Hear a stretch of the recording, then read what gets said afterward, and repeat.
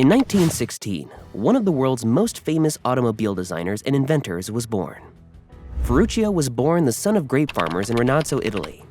Despite not being born into money, Ferruccio had dreams of becoming very successful from a young age.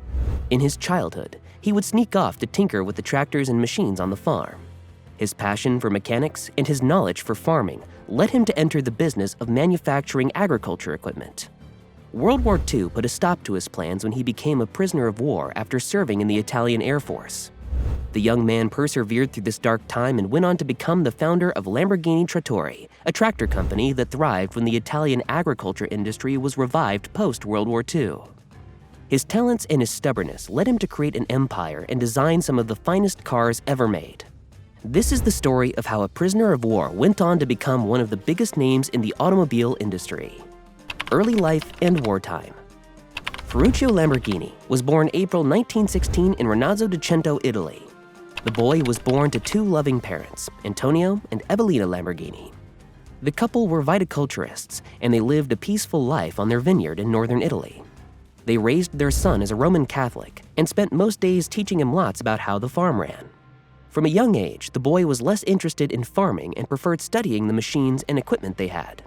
He was especially fascinated by the tractors they owned. This fascination stuck with him as he grew up and eventually led him to study mechanics at the Fratelli Taddea Technical Institute that was located just outside of Bologna. He loved his studies here, but unfortunately, life quickly became more complicated for Lamborghini. In 1940, he was drafted to join his country's Air Force during World War II. During his time serving, he worked as a mechanic and eventually worked his way up to becoming the supervisor of the vehicle maintenance unit. He was stationed on the island of Rhodes, which was territory of Italy.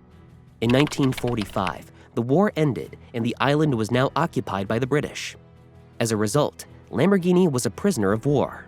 He wasn't able to return home for a year following the war's end. While he was a prisoner, he was put to work fixing British military vehicles that had been damaged in battle. He learned how to repurpose parts and gained a strong understanding of how to keep vehicles on the road. By the time he was sent back to Italy, Lamborghini was very good at fixing vehicles and had gained a better understanding of engines. After returning home, Lamborghini went back to work and opened a garage in Pieve di Cento. He got to work making tractors with scrap parts and metals he found around his farm. In his free time, he entertained himself by fixing and rebuilding an old Fiat Topolino he bought. His mechanical talents turned the Fiat into an impressive 750cc vehicle, and in 1948, he entered the car into the Mille Miglia. The Mille Miglia was a long-distance endurance race, but Lamborghini's Fiat only lasted 680 miles before he crashed the car into a restaurant. Nevertheless, this race inspired Lamborghini and influenced him to continue pursuing mechanics seriously. He would go on to buy many Fiats and tinker with them to make them better cars. Entering the automotive industry. Life in Italy was difficult post-World War II, but Lamborghini saw that the agriculture industry was about to be flourishing. He saw a big opportunity for him to find success with his tractors he had made. Using scrapped parts from military vehicles, he built his first line of tractors. Because petrol was very expensive at the time, he made it so that his tractors could use petrol in combination with a cheaper diesel fuel. His first tractor, the Carriocha, was a huge success. He founded his company Lamborghini Trattori and began continuing to manufacture tractors. This company made Lamborghini a very wealthy man, and he soon started manufacturing heating and cooling systems as well. This was incredibly profitable, and Lamborghini was soon the wealthiest man in Italy. The company was continuing to grow and was making him good money. He spent his new money on cars, ones that were much nicer than the Fiats he had loved to drive in his younger years. He owned cars including Alfa Romeos, Lancias, a Mercedes-Benz 300 SL, a Jaguar E-Type, and two Maserati 3500 GTs. He loved luxury cars, but he was also very critical of them. In 1958, Lamborghini purchased his first Ferrari 250 GT. He went on to buy a few other Ferrari cars, but he was not a fan of how noisy and rough they were. He even went as far as to call his Ferrari 250 GT a repurposed track car with a poorly built interior.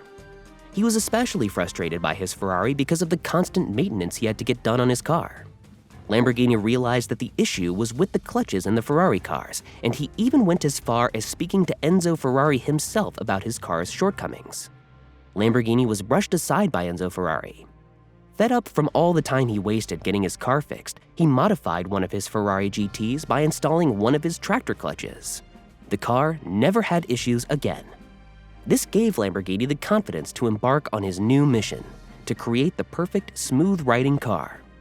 Using the technology he had created for his tractors that made them less expensive to fuel, Lamborghini knew he could create a truly profitable vehicle. Bullfighting. Around the same time that Lamborghini was entering the automobile industry, he discovered his passion for bullfighting. Lamborghini was born with a Taurus horoscope and felt a connection to bulls. He traveled to Seville, Spain to meet with Don Eduardo Miura, an accomplished breeder of fighting bulls. Lamborghini was so inspired by the experience that he decided to make a bull emblem for his new car company he was planning to create. The bull motif would follow him throughout his career, and he would go on to name almost all of his car models after bulls. Models like the Islero, Urraco, Halba, Estoque, and the Aventador were all named after bulls or matadors. This naming tradition would carry on past Lamborghini's time in the company. Today, Lamborghini cars are often referred to as bull cars. Trouble at the top. Lamborghini had the money and the connections to make his venture into cars a spectacle. He built a brand new factory in Sant'Agata that was made just for building GT cars. He was not looking to make cars like anything else on the market currently. He specifically wanted to design and manufacture a smooth-driving V12 GT. His work was going very well, but unfortunately, external factors would get in his way. In 1971, he was hit hard financially when his South African importer canceled all of their orders for tractors. Lamborghini's business relied on their exported orders, so this loss of revenue was devastating. Right after losing South Africa, Bolivia canceled their shipment of tractors as well. Financially, Lamborghini was in trouble. Many of his employees were unionized, which meant they couldn't be fired. Feeling like he was backed into a corner, he was left with no other option than to sell his tractor company to another tractor builder called SAME. Soon after, he had to sell 51% of his car company to George's Henry Rossetti, which gave him majority control of the company. Lamborghini had become disinterested in the automobile industry. The 1973 oil crisis drove consumers to buy cheaper, more fuel-efficient cars. This was not the kind of industry Lamborghini was interested in joining, so he left it for good. The Lamborghini company changed ownership multiple times after its initial sale, but eventually ended up being controlled by Chrysler. Chrysler then sold the brand to V-Power Corporation, who sold it to Volkswagen, who sold it to Audi. Audi remains the owner today. The final years. After retiring, Lamborghini moved to an estate on the shore of Lake Trasimeno. At this point in his life, he had been married 3 times and was a father of 2 children, Tonino and Patrizia. He relished in the quiet life on his estate and felt truly at peace. It was here that he reconnected with his farming roots and began producing his own wines. He found a new passion for winemaking, which was truly a full-circle moment in his life. Lamborghini also passed time by designing his own golf course. On February 20th, 1993, Ferruccio Lamborghini passed away when he was 76 years old after suffering from a heart attack. A lasting legacy. The Lamborghini name is alive and well today. His daughter, Patrizia, runs Lamborghini Winery in his estate.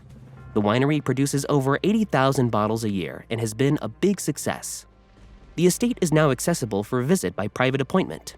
His son, Tonino, runs a designer clothing brand that also uses the Lamborghini name. He also built a museum in dedication for his father, where fans can see practically every car or tractor model Lamborghini made in his life. In 1991, Lamborghini's grandson was born and was named after him.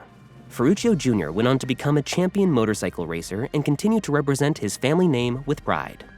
Today, under the control of Audi, Lamborghini cars are still some of the finest cars on the market. The company honors Lamborghini's history, and Ferruccio Lamborghini will forever be remembered as a wonderful businessman, visionary, and person.